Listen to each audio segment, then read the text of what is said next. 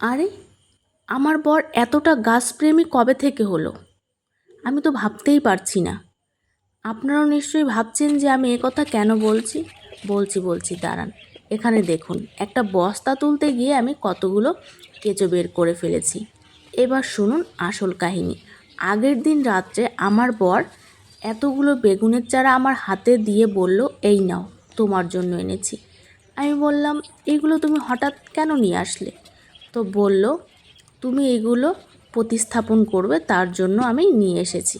তা আমি বললাম যে আমি তো কদিন আগে বেগুনের চারা তৈরি করার জন্য বীজ বপন করেছি, আপনারা তো দেখেছেন সেই ভিডিওতে।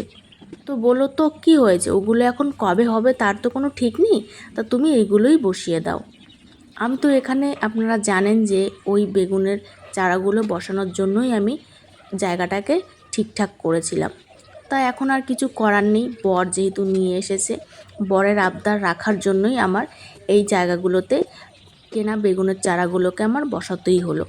এই দেখুন, আপনাদের সাথে কথা বলতে বলতে কিন্তু আমার বেগুনের চারাগুলো অলরেডি বসানো হয়েও গেছে। শুধু তো বসালেই হবে না, গাছগুলোকে তো জল দিতে হবে, তা না হলে গাছগুলো তো মরে যাবে, তাই না? তার জন্য দেখুন আমি এক এক করে কিন্তু প্রত্যেকটা গাছে জল দিয়ে দিচ্ছিলাম। আর আজকে প্রচণ্ড রোদ আর প্রচণ্ড গরম পড়েছে। গরমে তো আমার অবস্থা খুব খারাপ হয়ে গেছে, দেখুন ঘেমে কি অবস্থা। ভিডিওটি আর বেশি বড় করব না। ভিডিওটি ভালো লাগলে চ্যানেলটি সাবস্ক্রাইব করে পাশে থাকবেন।